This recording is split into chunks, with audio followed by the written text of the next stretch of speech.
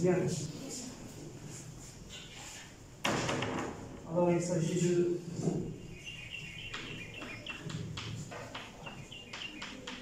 la série numéro 2.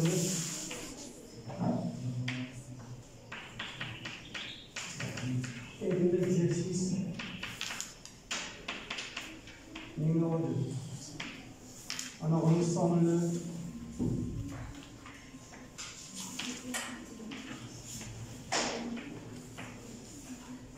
je prends le mercredi 30. Alors le mercredi 30, 12,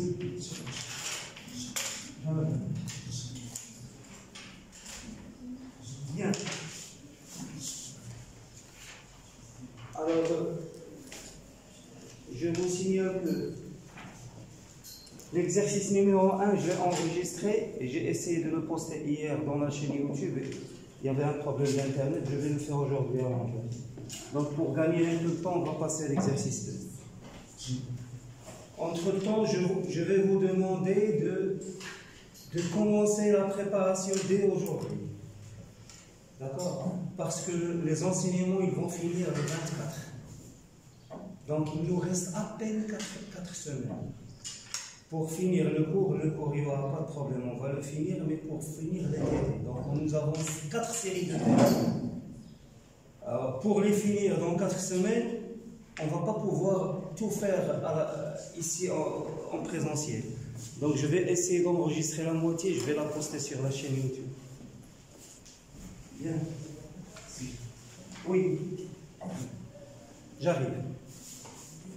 Alors, exercice 1, donc c'est champ magnétique dans un. Exercice 2, champ magnétique créé par un fil rectiligne. Donc champ V et H créé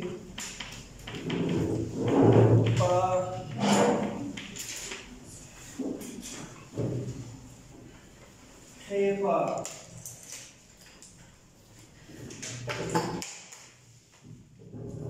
alors un fil non filiforme.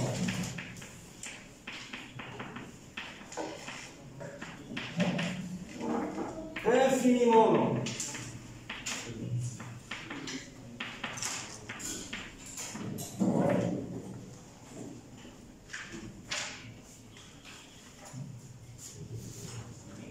Bien.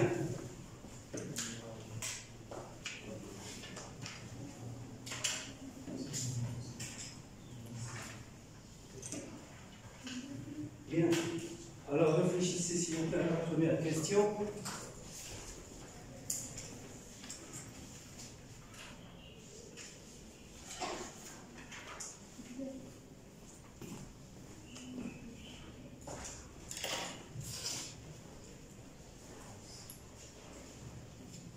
Ok.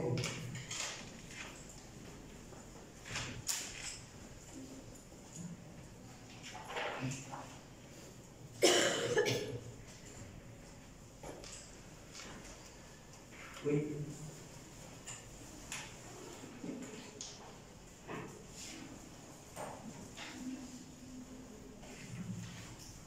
Oui. Il est une encore de ciel.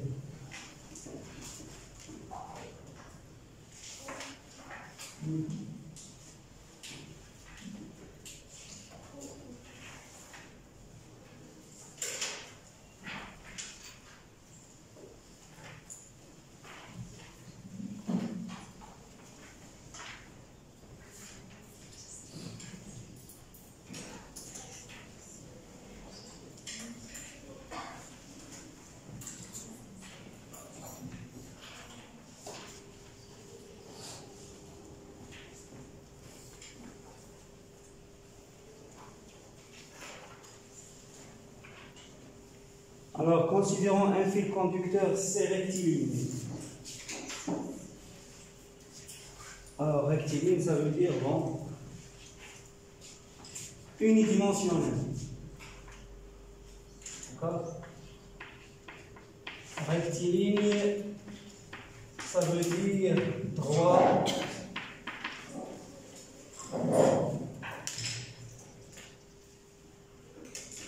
Alors vertical,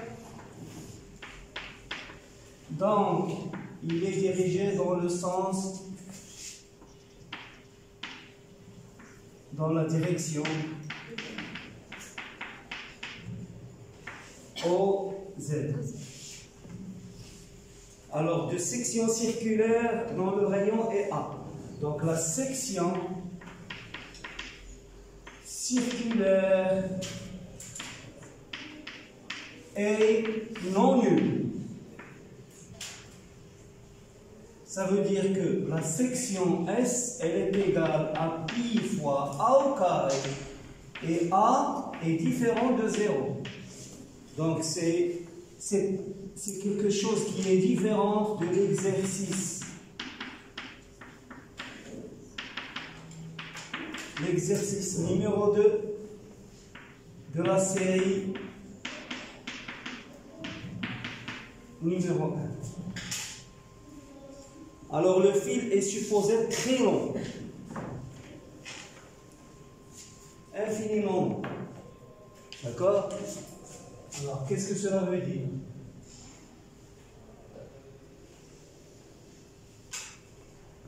Alors ça veut dire que vous avez quelque chose comme ça. Donc vous avez un axe. Donc ça c'est EZ, ou bien c'est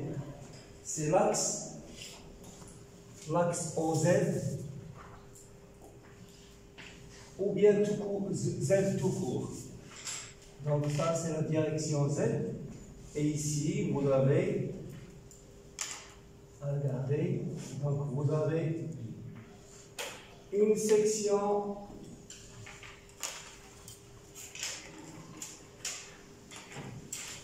donc c'est un fil, c'est un conducteur rectiligne qui a la forme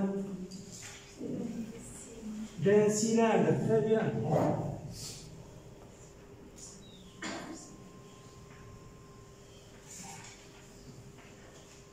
Donc ici j'ai A.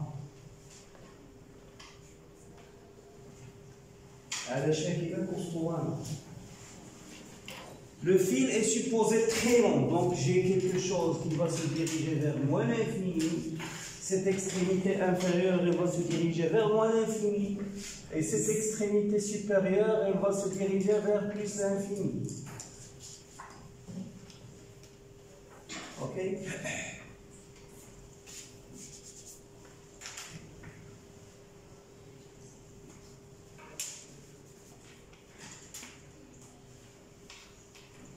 Bien. Il est parcouru par un courant électrique de vecteur densité de courant J. Donc j'ai ici un vecteur densité de courant J. Donc j'ai ici J. Ok?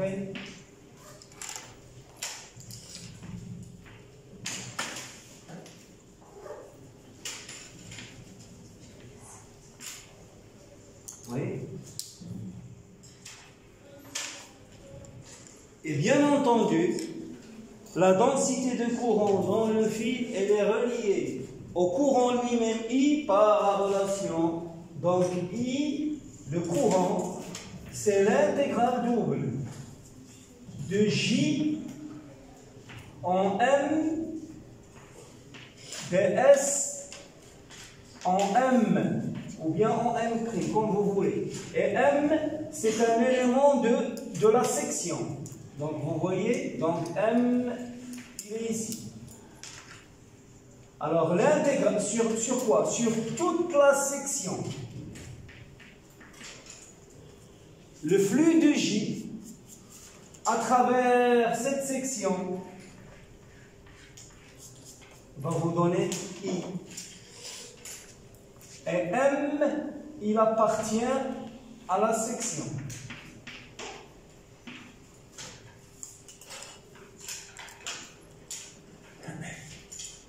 Alors on suppose que J, en M, il est égal à J, une constante, que multiplie EZ. C'est-à-dire que J en M est uniforme. Donc J en M il est égal à une constante en module, quel que soit M appartenant à la section.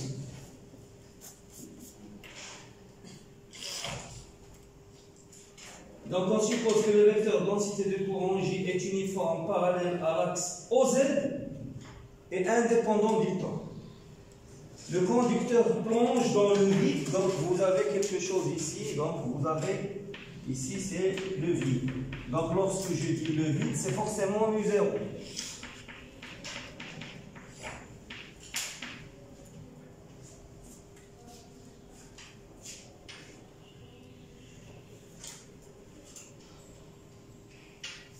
Alors, qu'est-ce que je peux dire? Donc, j'ai un conducteur qui présente quel type de symétrie? Cylindrique. Toujours. Donc, j'ai un conducteur. Nous avons affaire, donc notre conducteur, le conducteur,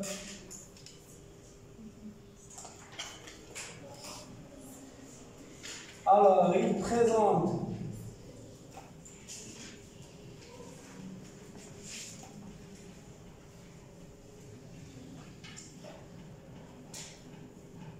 la symétrie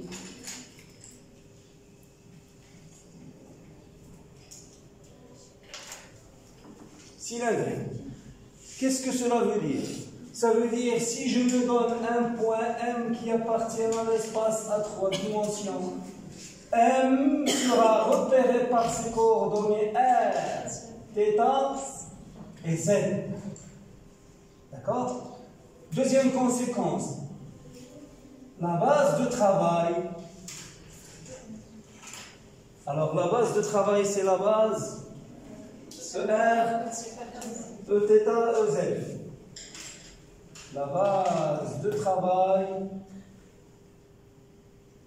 est, donc c'est la base qui contient 3 éléments, ER, Eθ, EZ, et EZ n'est autre que K.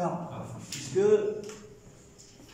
vous savez que le vecteur K, il est commun à la base de coordonnées cylindriques et à la base de coordonnées cartésiennes.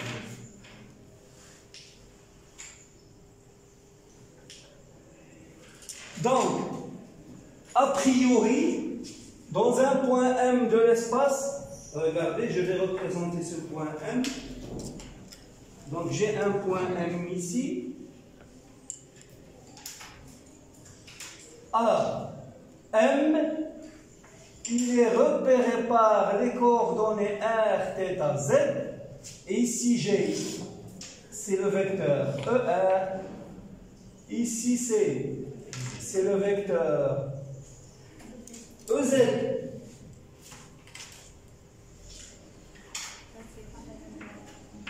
EZ, donc ER, Eθ, EZ. Voilà le trièdre direct. ER, c'est l'index. Eθ, c'est le médium. Et EZ, c'est le pouce. D'accord? ER, Eθ, EZ. Donc, Eθ, il se dirige vers le tableau.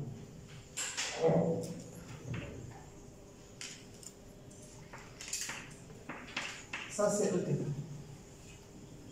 Ok? Bien. Donc, sans me poser de questions, qu'est-ce que je peux dire? Alors, B au point M. Normalement,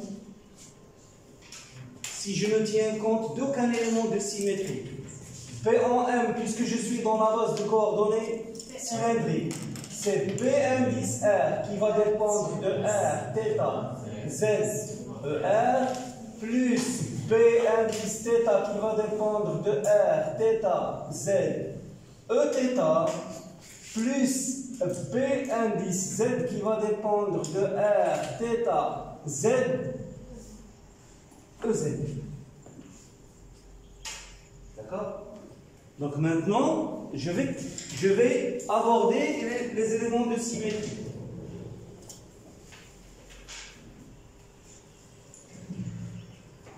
Alors, regardez, le conducteur, il est infiniment long. Est-ce qu'il admet une invariance par translation dans une direction? Est-ce que le conducteur est invariant par translation dans une direction? Dans laquelle? EZ. Et ça, je l'ai dit dans le cours. À partir du moment où vous avez un conducteur qui est infini, il admet l'invariance par translation dans la direction où il est infini. Ça veut dire quoi? Puisqu'il est infini, donc si vous le déplacez vers le haut, ou bien vous le déplacez vers le bas, il va rester là où il est. Il est invariant, donc je peux dire que le conducteur est invariant par translation dans la direction OZ. Ça veut dire que vous le déplaciez vers le bas ou bien vers le haut, le conducteur reste là où il est. Le conducteur, il est invariant, le conducteur, il est inchangé.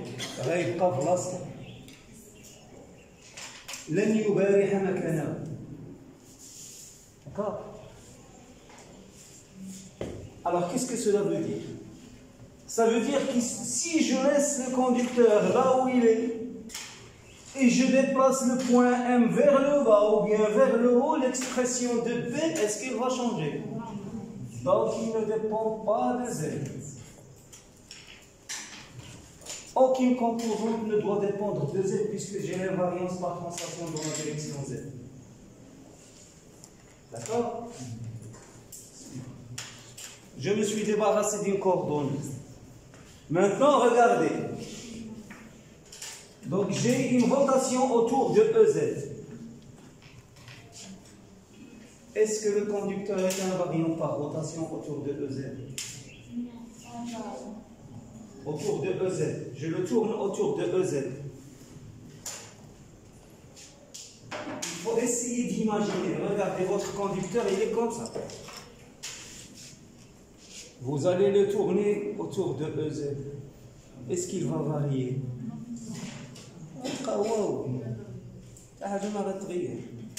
Donc il est invariant par rotation autour de EZ. D'accord? Donc je vais écrire ça aussi. Donc le conducteur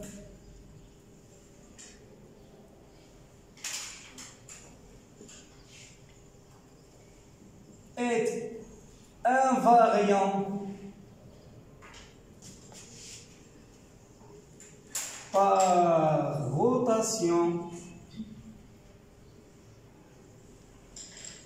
autour de OZ. Qu'est-ce que cela veut dire? Ça veut dire que l'axe OZ est un axe de symétrie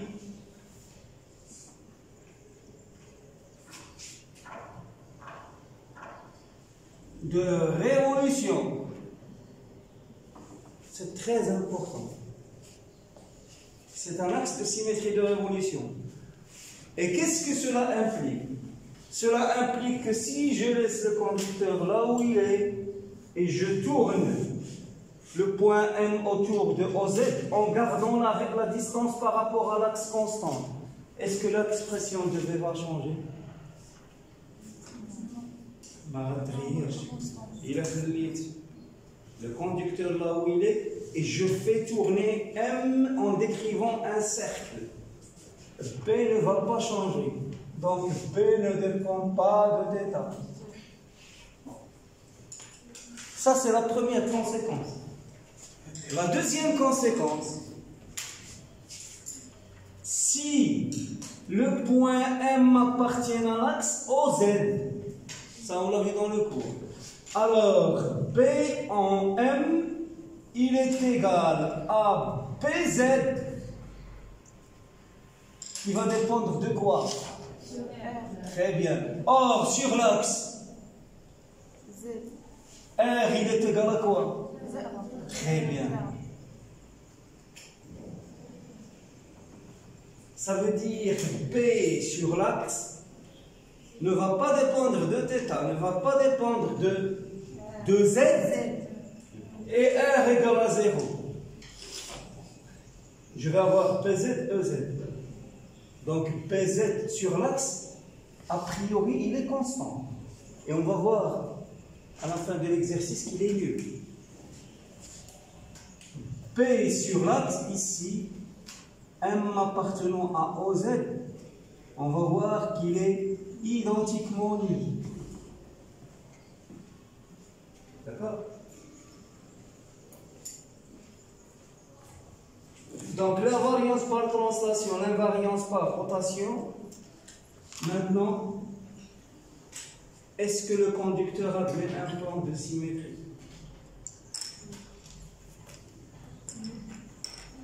Est-ce qu'il admet un plan de symétrie? Regardez. Voilà votre conducteur. Heureusement qu'il est là, cette canne.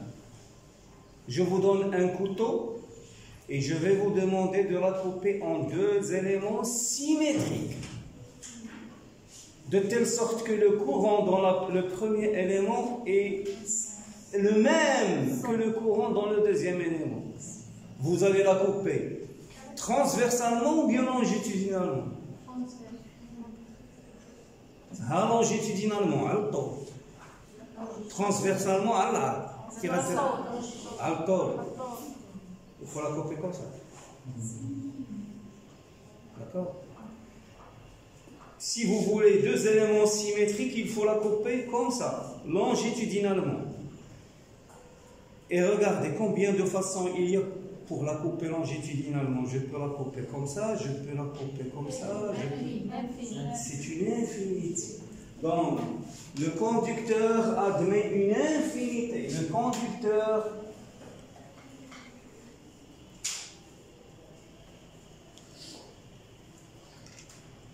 admet une infinité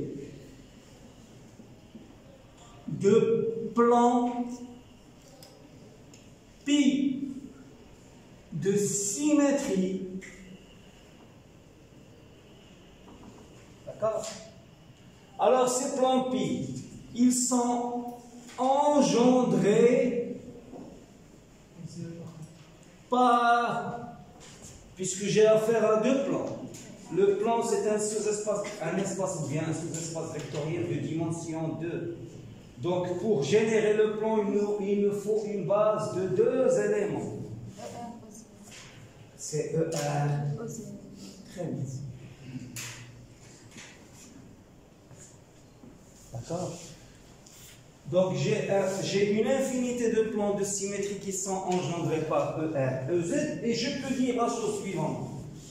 Alors, si M appartient au plan pi, alors P en M, il est orthogonal à pi. P en M doit être orthogonal à pi.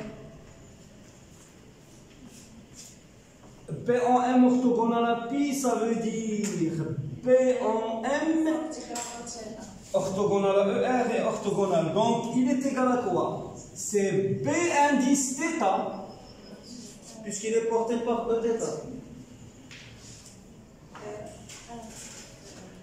Il dépend de R, naturellement. Est-ce qu'il dépend de θ? Non. Est-ce qu'il dépend de Z?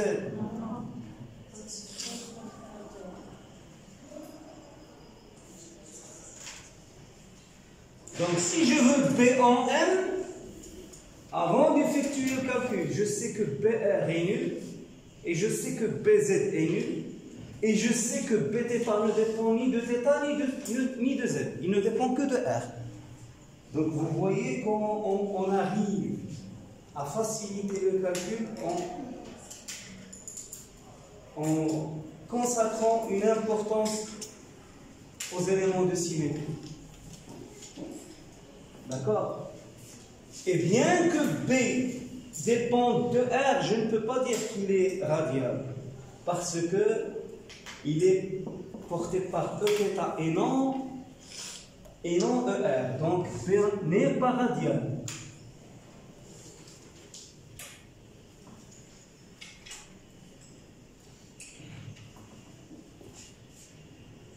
Bien.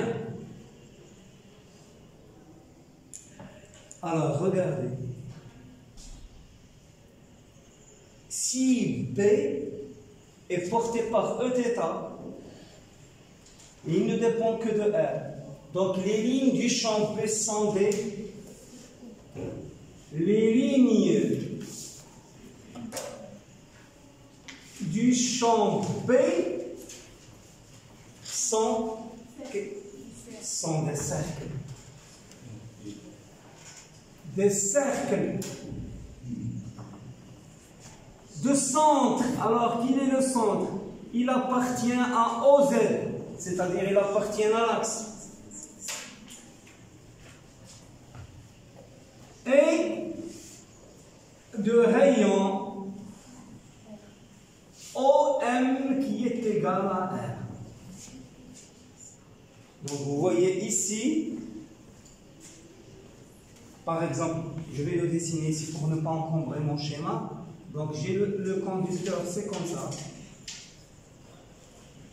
Et les lignes du champ, c'est des cercles. Vous voyez? C'est des cercles, les lignes du champ B.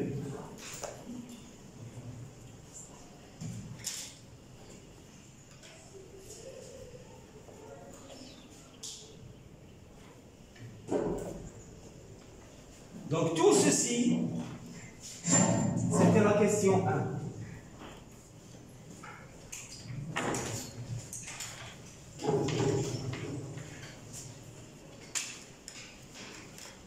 Bien.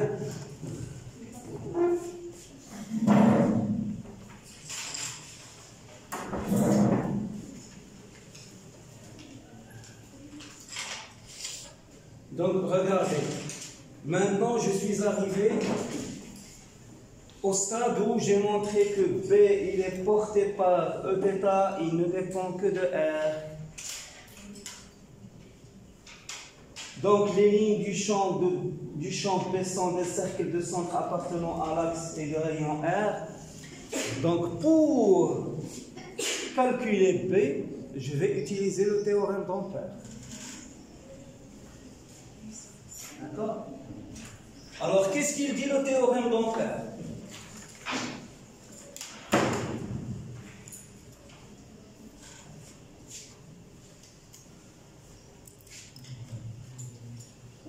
Alors, le théorème d'Ampère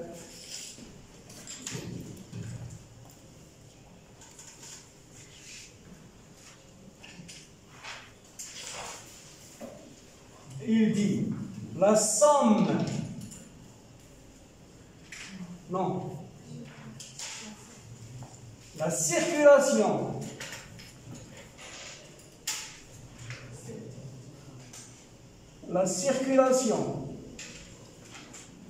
du champ B le long d'un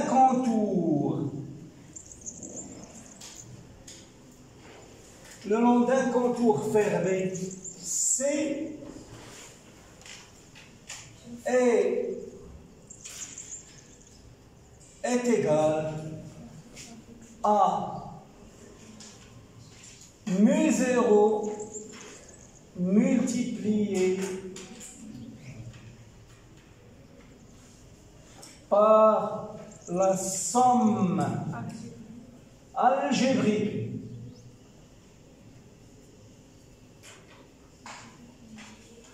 des courants enlacés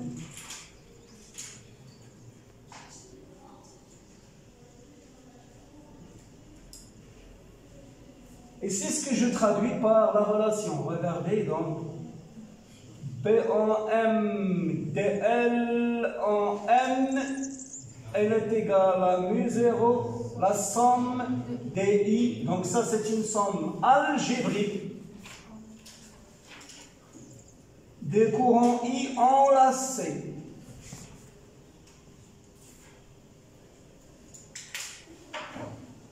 Et j'ai déjà expliqué la notion de courant enlacé dans le cours. Ça c'est un courant enlacé. هو الكورون هو التيار المضموم بالتالي جمع عندك ما يقدرش يهرب. Ça c'est pas un courant enlacé. Donc ما غنحسبوش. Donc vous voyez, la notion de courant enlacé, elle est très importante.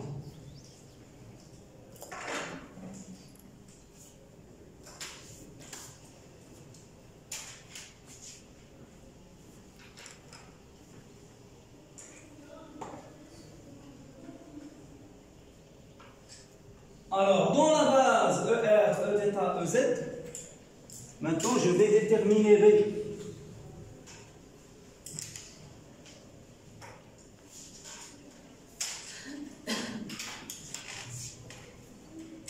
Nous allons distinguer donc deux cas.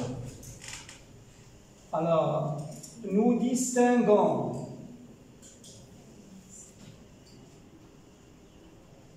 deux cas. Premier cas, M à l'intérieur du conducteur,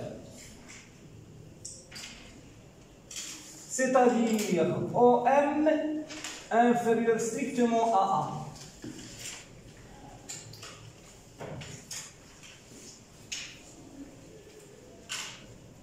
Deuxième cas, M à l'extérieur,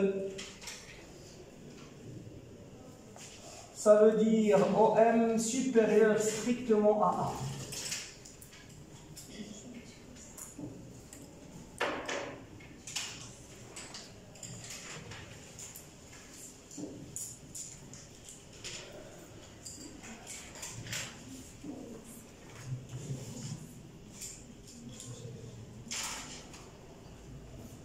Je vais calculer, avant tout, je vais calculer I. Regardez s'il vous plaît. I dans le conducteur, j'ai dit qu'il est égal à l'intégrale double sur la section de J en M ds en M. Or, J en M c'est quoi? C'est l'intégrale double sur la section de J EZ. Puisque j'ai dit que J en M, le flux J à l'intérieur du conducteur, il est constant. Donc J en M, il est égal à J, une constante, multipliée par EZ. ds en M, c'est égal à ds EZ. Et le ds, puisque je suis encore dans les cylindriques, c'est R' dr' dθ. Il n'y a pas de dz. C'est une section. Et sa dimension, elle est égale à 2. Donc dr' et dθ. C'est tout. Il n'y a pas de dz. Si vous mettez dz, vous allez calculer sur le volume. Ce n'est pas la définition du courant. Le courant, c'est l'intégrale double de la densité de courant ds. D'accord? Donc, ça c'est quoi? C'est EZ scalaire EZ. Donc, c'est l'intégrale double de J ds R' dr' dθ. Et R' il varie entre quoi et quoi? R' il varie entre quoi et quoi? 0 et A. Et dθ 2π. إلا درتي 0 بي راه كيحسبتيها النص ديال الكوندكتور. D'accord? Donc, dr' entre 0 et A, dθ entre 0 et 2π. Alors ceci c'est quoi? C'est J R' carré sur 2 entre 0 et A. C'est A au carré sur 2 multiplié par θ entre 0 et 2π. C'est 2π. C'est-à-dire c'est J pi A au carré. Et ça c'est la surface de la section. Et voilà le courant I. I égale à J pi A au carré.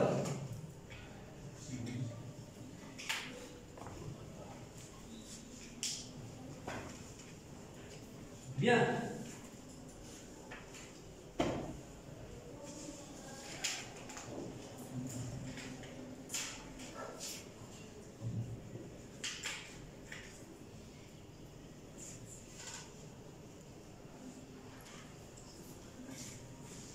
Maintenant, regardez ce que je vais faire. Je vais attaquer le premier cas.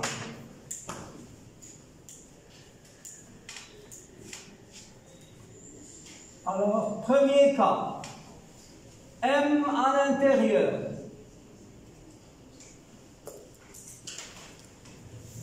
Alors, soit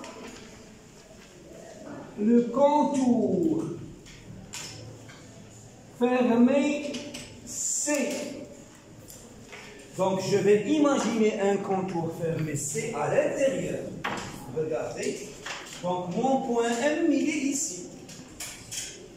Par exemple, mon point M, il est là. Donc, je vais imaginer un contour fermé comme ça. Et ça, c'est C à l'intérieur.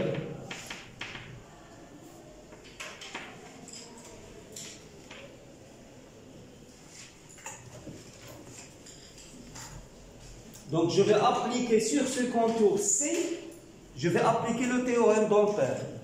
Je vais dire que l'intégrale de B sur le contour fermé de BM dLm, elle est égale à μ0, la somme des courants enlacés. Et lorsque je vais compter les courants enlacés, je vais compter uniquement les courants qui entrent à l'intérieur.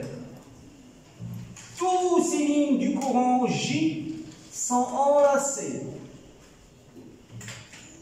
Enlacées. Ces lignes du courant ne sont pas enlacées, donc je ne vais pas les compter.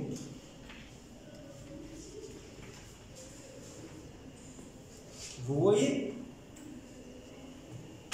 Donc regardez. L'intégrale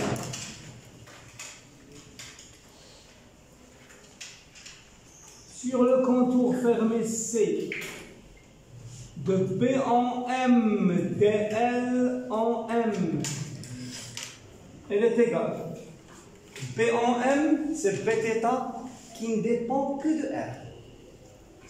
Donc, c'est l'intégrale sur le contour fermé de Bθ qui ne dépend que de R. dL, ici le point M, il appartient au contour. Ce n'est pas le point M qui appartient à la section. J'ai ici DS, là j'ai DL.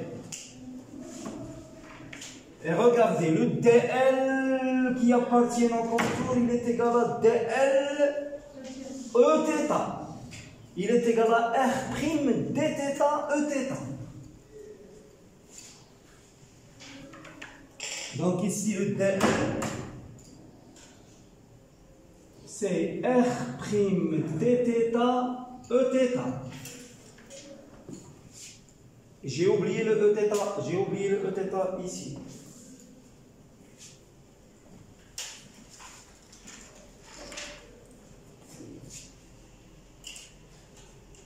Donc c'est Eθ dl R' dθ Eθ.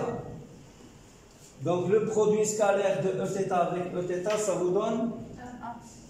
Vous avez le R'.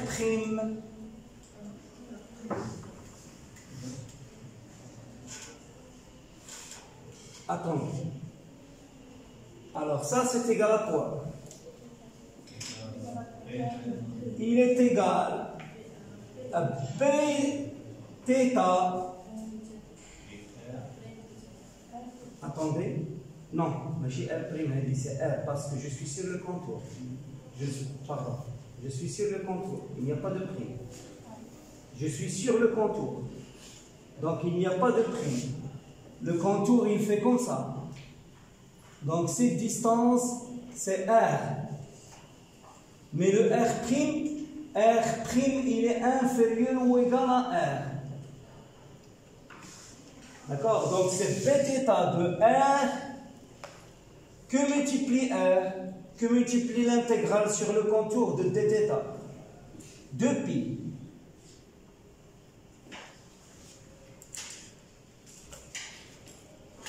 D'accord? Et ça, c'est égal à quoi? C'est la somme mu0 fois la somme des courants enlacés. C'est-à-dire, c'est l'intégrale J en M, en M', ds en M', ok? Et ds en M', je l'ai déjà ici. Je l'ai déjà écrit ici.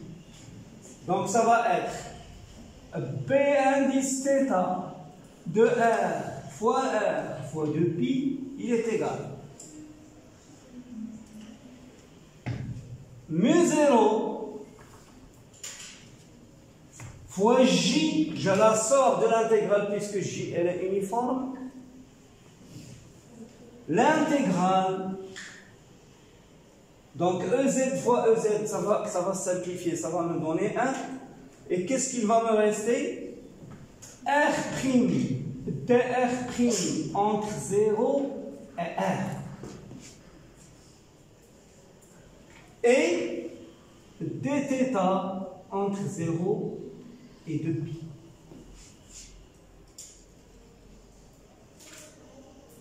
D'accord? Et ça, c'est égal à quoi? C'est mu0 J R carré sur 2, puisque R' au carré sur 2 entre 0 et R fois 2pi. C'est mu0 J pi R au carré. Donc Bθ, dans ce cas, Bθ, c'est ça sur 2pi R. Ça veut dire que P en M à l'intérieur, il est égal mu0 J pi R au carré sur 2pi R fois Eθ. Le voilà le champ magnétique à l'intérieur. Vous pouvez à la limite simplifier le R.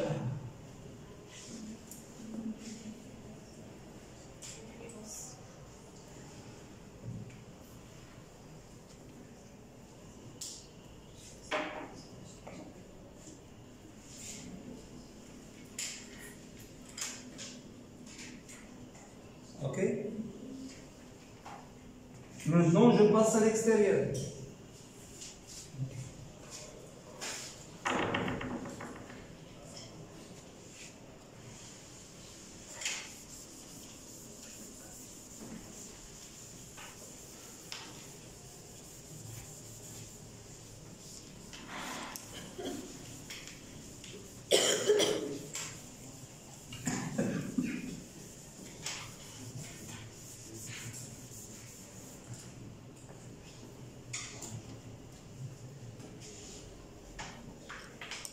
Alors, regardez s'il vous plaît.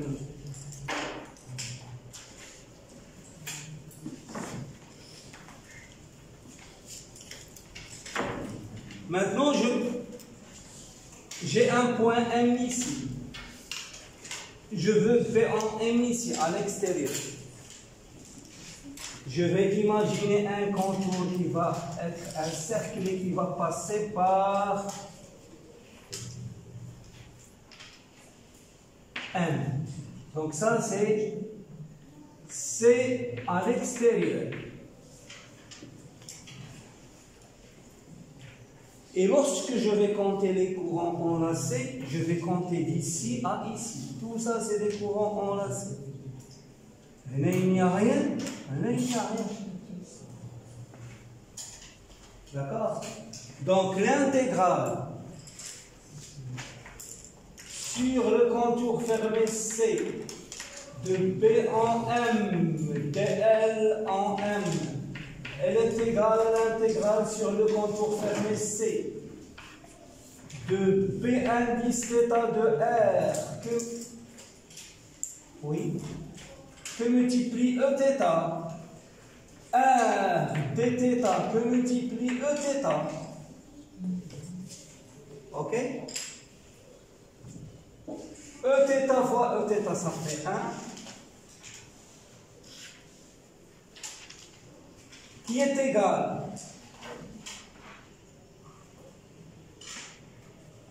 donc je vais sortir ça de l'intégrale et je vais sortir ça de l'intégrale. Ça va me donner Bθ qui ne dépend que de R.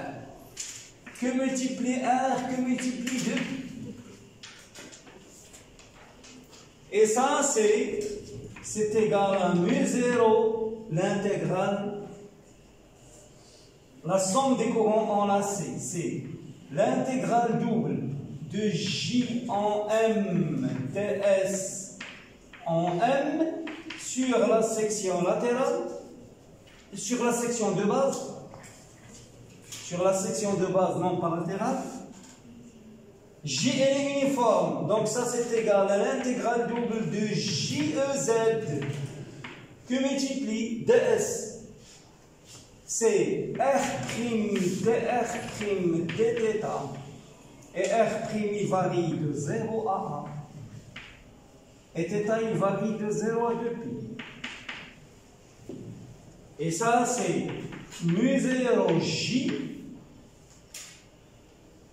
R carré, donc A au carré sur 2 que multiplie 2π. Donc c'est mu0 J pi A au carré. Donc Bθ ou bien B en M, il est égal mu0 J pi A au carré sur 2πr Eθ. Ça c'est pour M à l'extérieur.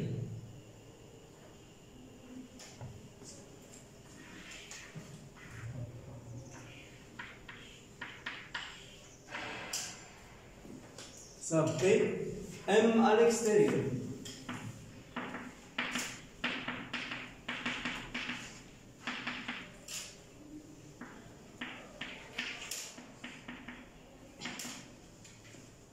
M à l'extérieur du conducteur.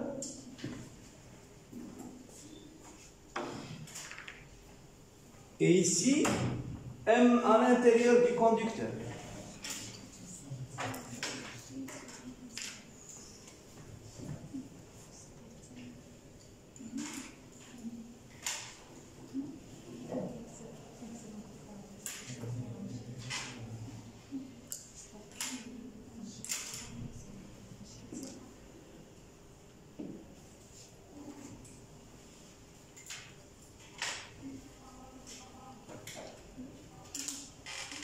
Ok?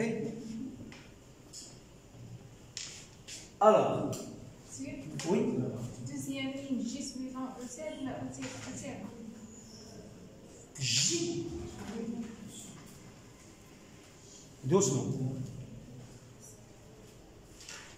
J, mademoiselle, c'est quoi?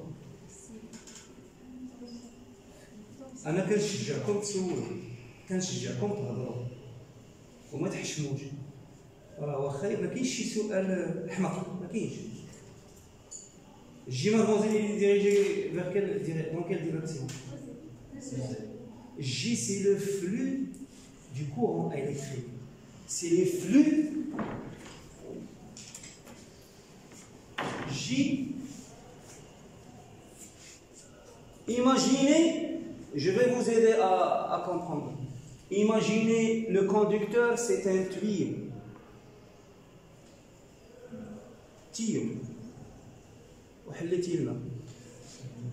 Vous avez des molécules d'eau qui remontent. C'est exactement la même image. Sauf que dans notre cas, vous avez des charges positives qui remontent. En réalité, c'est des électrons qui descendent vers le haut. Parce que le vrai courant, c'est le sens conventionnel du courant I. Il est opposé au sens de déplacement des électrons. Les électrons, ils descendent vers le bas. Et nous, on considère qu'il y a un flux de charge électrique positive qui remonte vers le haut. D'accord? Donc J, il est dirigé vers le haut.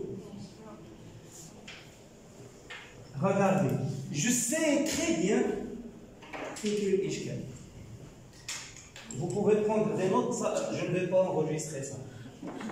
Lorsque vous appliquez le théorème d'Ampère, vous l'appliquez sur PM dl en M sur un contour fermé. Ça veut dire ici, dans ce cas, M appartient à C, M appartient au contour. C'est quoi un contour? On l'a défini dans le cours. C'est une file, traite, c'est un fil. C'est un fil, traite. Imagine un crête qui ressemble à une انت غادي تتبع هذيك الدائره وتكالكولي le produit ديال BM dl. Donc le point M ici, vous avez un contour qui fait comme ça. Donc dans ce contour, vous avez B en M, il est égal à Bθ qui ne va dépendre que de R, c'est-à-dire la distance par rapport au centre, multiplié par Eθ. Et Eθ dans un cercle, il est tangent au cercle. Donc vous avez Eθ comme ça. Alors, dans ce contour, dl en M, c'est quoi? C'est dl en module fois Eθ. Puisque, dl, je vais découper le fil en des éléments de fil. Et chaque élément de fil, c'est un dl au point M. Alors le dl au point M, c'est dl Eθ. Et ce dl, par exemple, si je prends ce dl en ce point, c'est quoi? C'est cette distance. Donc cette distance, c'est R que multiplie dθ fois Eθ. Donc ça, c'est pour la première partie du théorème d'Ampère. Maintenant, cette intégrale sur le contour fermé, elle est égale à quoi? Elle est égale à l'intégrale double. De quoi? De J en M ds en M. Ici, le point M, il appartient à quoi? Il appartient à la section, donc le point M à M. Il est ici.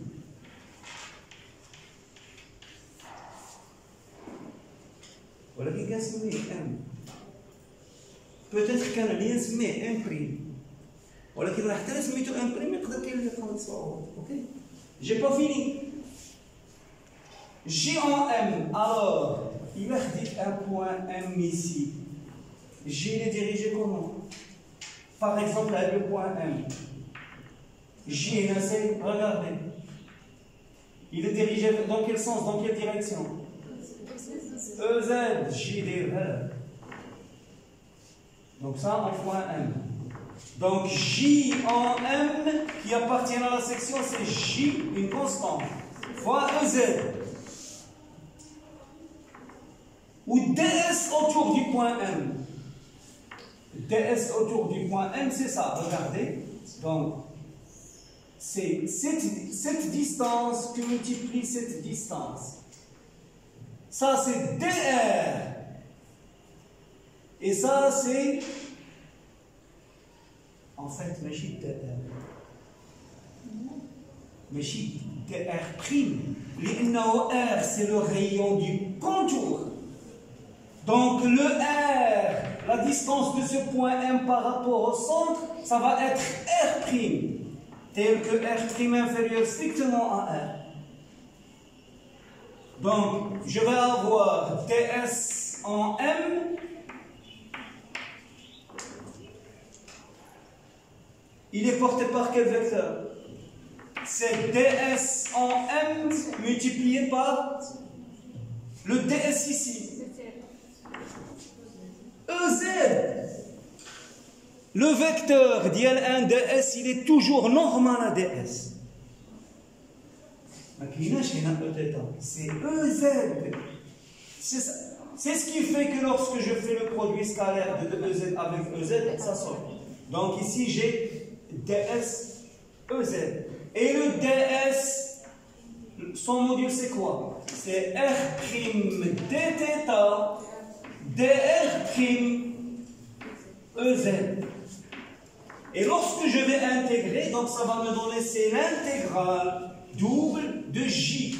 Donc J le Z, R' dθ dr', donc je vais mettre dr' mieux. R' dr' dθ EZ.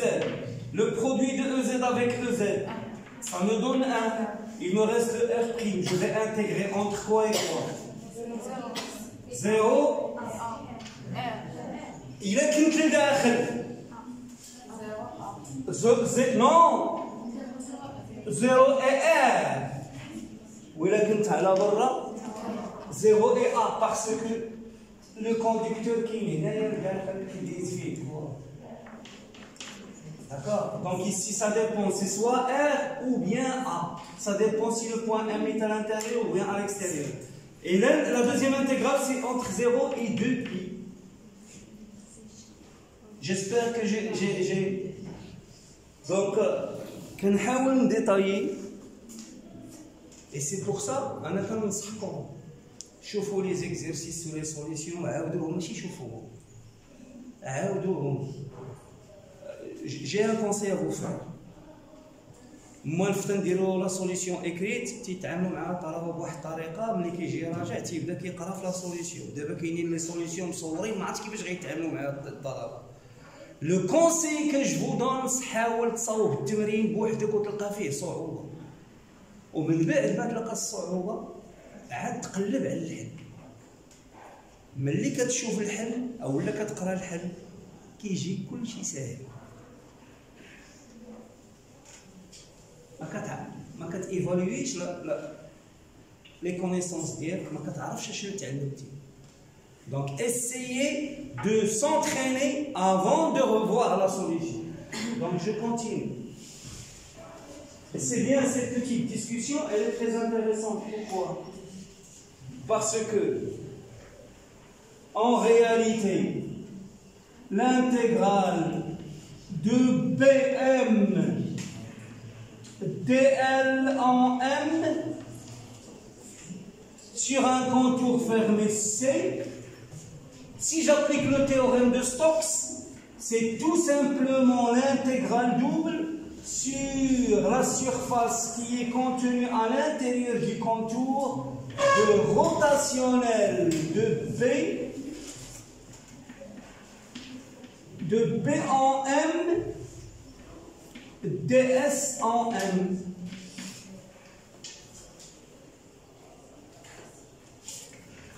Et rotationnel de B, d'après les équations de Maxwell, ça c'est égal μ0 fois J en M. C'est ce que j'ai développé ici. Bien. Oui. Oui, ok. De toute façon, je vais tout poster sur YouTube. Donc, si vous voulez prendre en photo, il n'y a pas de problème. Le téléphone, vous voyez, ça va pas de problème. Alors, regardez s'il vous plaît. Quatrième question. Calculez dans les deux cas le rotationnel de B.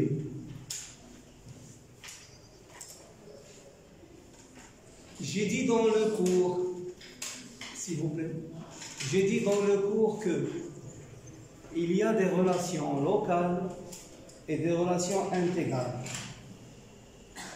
Et rotationnel de B en M égale à mu0 J en M, c'est une relation locale. Ça veut dire que je dois l'appliquer en un point M. Donc, la quatrième question, je peux répondre sans faire de calcul. Et je peux répondre avec le calcul. Alors, regardez ici.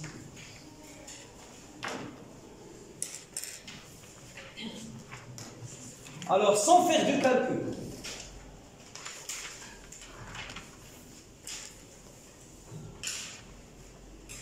Quatrième question. Rotationnel de B. Rotationnel de B en M. Vous avez vu dans le cours que c'est égal à mu0 J en M. Ça veut dire, si je l'applique, cette relation, je l'applique à l'intérieur.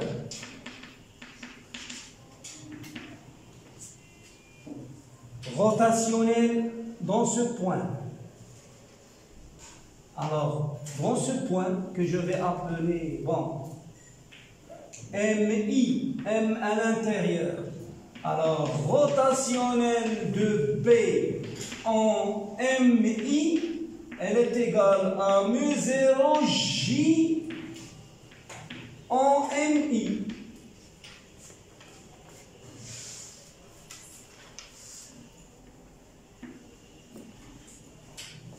D'après ce que j'ai vu dans le cours. Or, J en MI, c'est quoi? J, il est uniforme. Donc, c'est égal à mu0 fois J. Donc, rotationnel de B en MI égale à mu0 fois J. Maintenant, à l'extérieur, rotationnel de B en M extérieur, ici, elle doit être égale à quoi? Maintenant, non. M extérieur, elle est égale à mu0 fois J à l'extérieur. Ou J à l'extérieur, elle est égale à quoi? 0. C'est-à-dire en appliquant ce que j'ai vu dans les cours.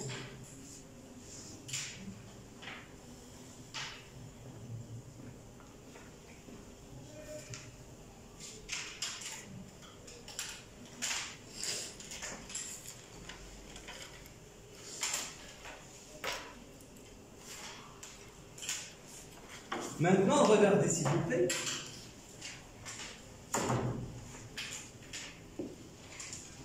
Maintenant, je vais faire le calcul.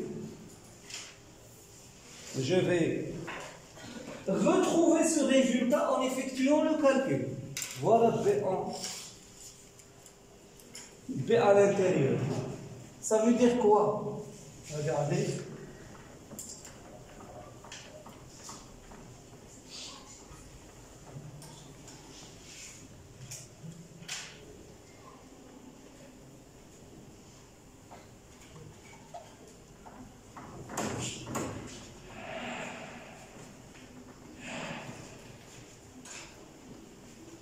Il est porté par Eθ. Alors, quatrième, avec calcul. Donc, j'ai B en M à l'intérieur, il est égal à quoi? Donc c'est 0 fois ER. 0 fois EZ. Mu 0 J. Mu 0 J pi. R sur 2 pi. Donc, il va me rester mu 0 J fois R. Mu 0 J fois R divisé par 2. Ok. Je vais lui appliquer le rotationnel. Regardez le rotationnel. C'est l'expression dans la deuxième page de la série. Regardez. Alors, vous allez, كل واحد يشوف ورقته ويقول لي شنو هو le rotationnel de B en M à l'intérieur.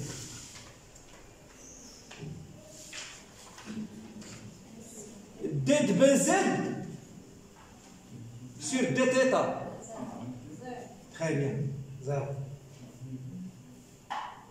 Moins D de bêta sur DZ. D de bêta, avec d'état. 0. Première composante, c'est 0. Deuxième composante. D de BR sur DZ. D de BZ sur DR.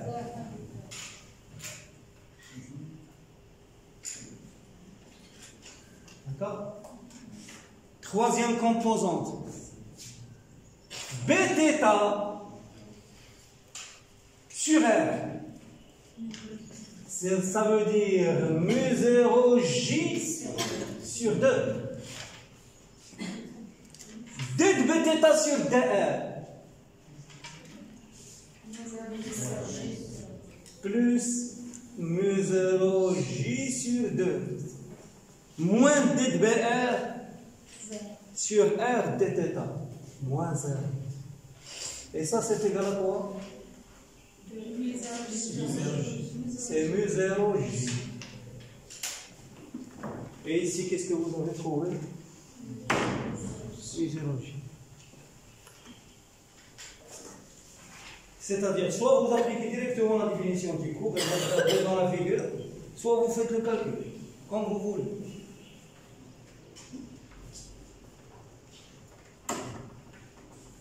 Donc, avec calcul, M à l'intérieur.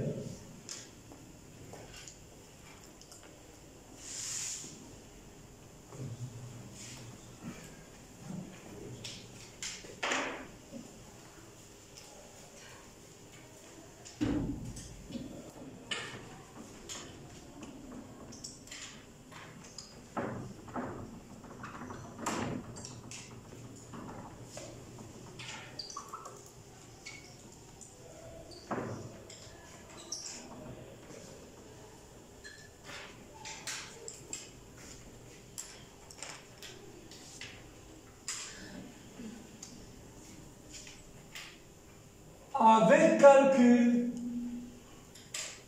M à l'extérieur.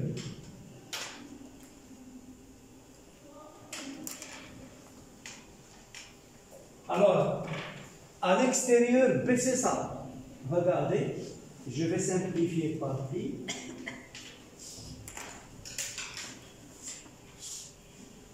Mu 0 J A au carré. Donc j'ai B en M. Mon stylo commence à lâcher. C'est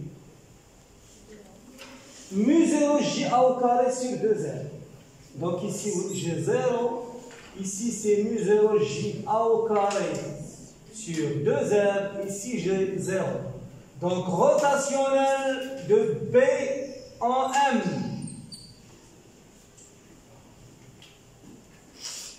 Regardez. La première composante.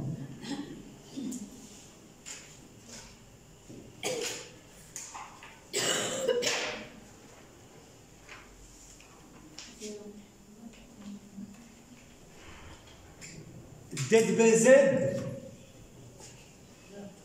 sur dθ. BZ sur dθ. dBθ sur dz. La deuxième. dBr sur dz. dBz sur dr. La troisième. bθ sur r. Ça veut dire c'est mu 0 j a au carré sur 2r carré moins dBθ plus, ah oui, plus, merci, plus dBθ sur dr, ça veut dire que je dérive ça sur r, par rapport à r. Donc c'est avec un signe moins mu 0 j a au carré sur 2r carré. Et ça c'est égal à quoi?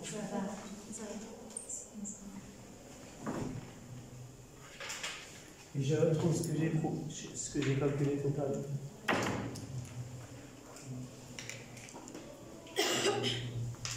D'accord? Bien.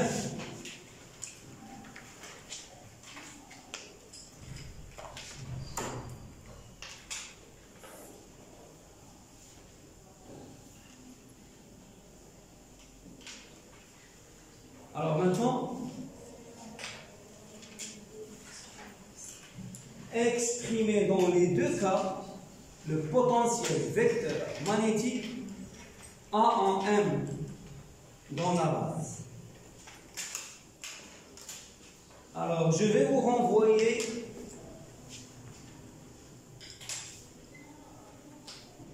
à l'exercice numéro 2, série numéro 1.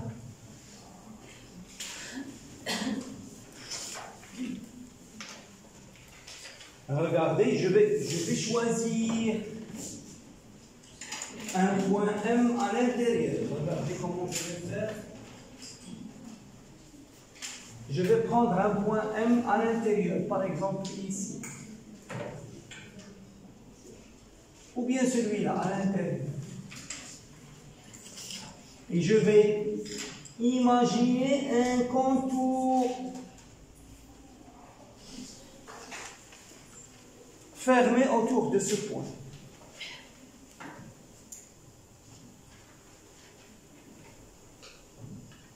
D'accord? Et je vais chercher, donc regardez, autour de ce point-là, donc soit, la première chose, donc à l'intérieur,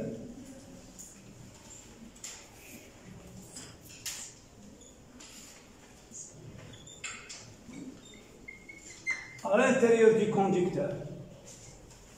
Alors, soit un contour fermé autour du point M. Donc j'ai un point M à l'intérieur et je vais imaginer un contour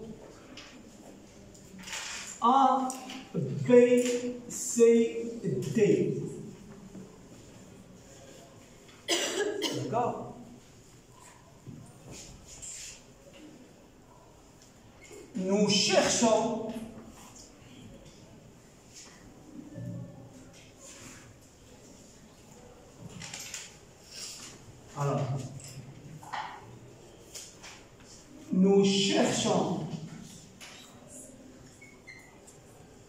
A en M sous la forme 0 fois ER plus 0, 0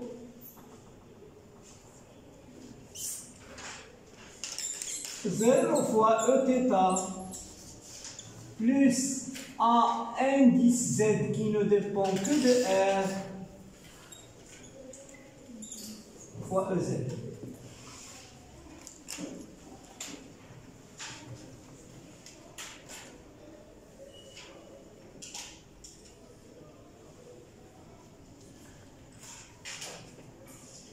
D'accord? Regardez s'il vous plaît. J'ai dit dans le cours que A, qui est la solution de la relation rotationnelle de A en M égale à B en M, j'ai dit que A n'est pas univoque. A n'est pas unique. A غير فريد أو غير وحيد. Ça veut dire qu'il existe plusieurs A qui vérifient B il est univoque, B il est unique. À l'intérieur il a cette écriture, à l'extérieur il a cette écriture. ما كايناش écriture واحدة أخرى. Par contre A il n'est pas univoque, il n'est pas unique. Donc pour faciliter la tâche, أنا كنحدد ليه بعض المواصفات باش ما نتوترش في البحث. غنحدد ليه بعض المواصفات اللي هي la première composante qui est portée par ER nulle, la deuxième composante portée par Eθ nulle, la troisième composante portée par EZ ne dépend que de R. C'est-à-dire, je vais choisir A parallèle à J, ou là, au courant I. D'accord? Et je vais calculer la circulation de A sur ce contour. Alors, la circulation de soit un contour fermé autour du point MC qui s'identifie à A, B, C, D, A. Alors, regardez l'intégrale sur le contour fermé de A dl en M, elle est égale à quoi? Alors, sur AB, ça va être quoi? Regardez. A, il est dirigé sur cette portion du contour. Le vecteur A est dirigé suivant Z. Et le DL dirigé suivant ER. Donc ici j'ai ER, EZ. ER, EZ. Donc le produit scalaire il est nul. D'accord? Donc l'intégrale de A à B, de A en M, dl en M, non. Ce qui est à l'intérieur est nul. Donc le produit scalaire est nul.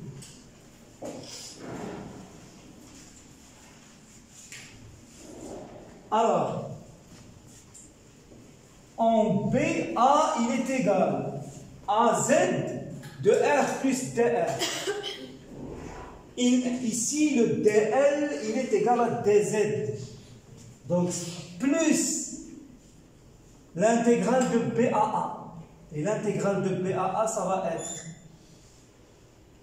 AZ de R plus DR que multiplie l'intégrale de DZ entre B et C. Je vais la noter H.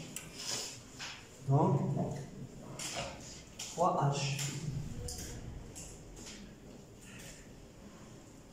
Plus l'intégrale entre C et D de A de M dl en M. Là aussi, le produit scalaire, il est égal 0. Pourquoi? Parce que entre C et D, le dl, il est égal à moins dl-ER. Et le A, il est égal à AEZ. Plus quoi? L'intégrale entre D et A de A de M dl. Et ici, entre D et A, j'ai C. A, Z de R. Et l'intégrale de D à A, c'est moins H. Donc, j'ai ici moins H. D'accord? Et cette quantité, regardez,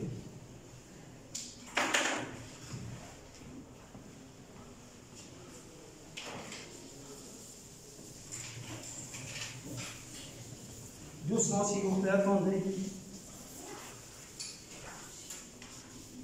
Je vais bientôt finir.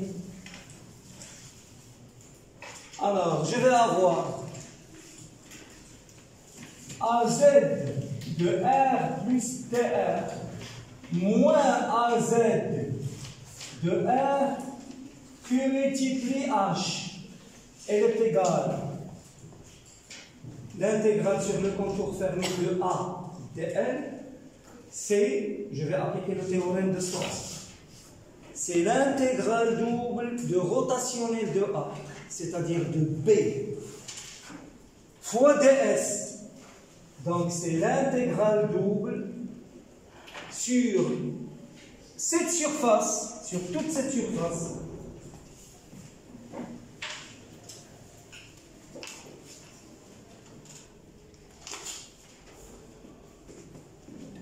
et sur toute cette surface,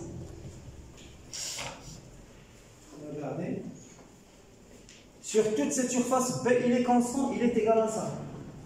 Donc c'est mu0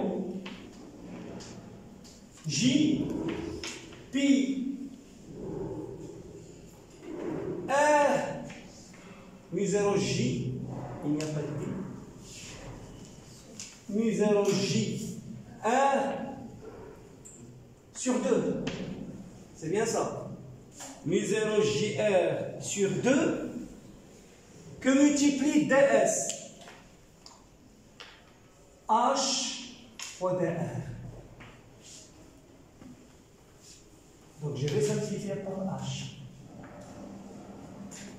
Je vais avoir AZ de R plus DR moins AZ, ça c'est D de AZ au point R divisé par DR. Il est égal à mu0 J R sur 2. Donc AZ au point R, c'est mu0 J sur 2, l'intégrale de R, c'est R au carré Z sur 2 plus une constante. Le voilà AZ de R.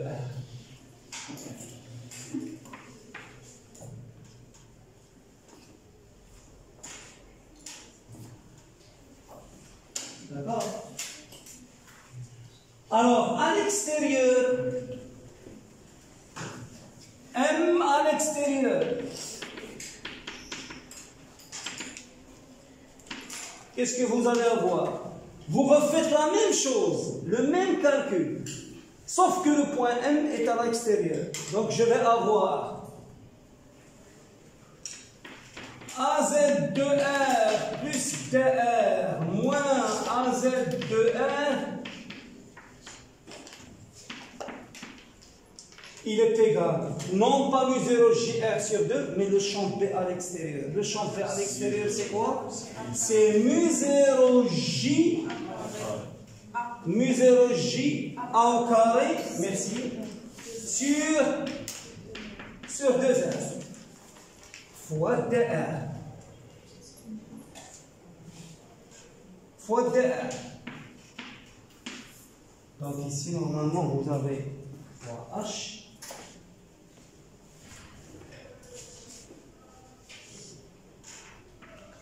égale H fois dr. Donc vous aurez d de AZ de R sur dr, elle est égale mu 0 J A au carré Z sur 2R. Ça veut dire que AZ de R, il est égal mu 0 J A au carré sur 2, le logarithme nepérien de R, plus une constante.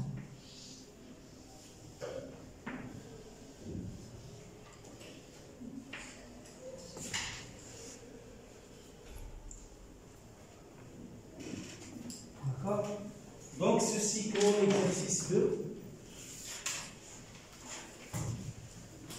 La semaine prochaine, Inch'Allah, on va entamer la série numéro 3. Et ce que j'ai enregistré aujourd'hui, je vais le poster sur YouTube maintenant.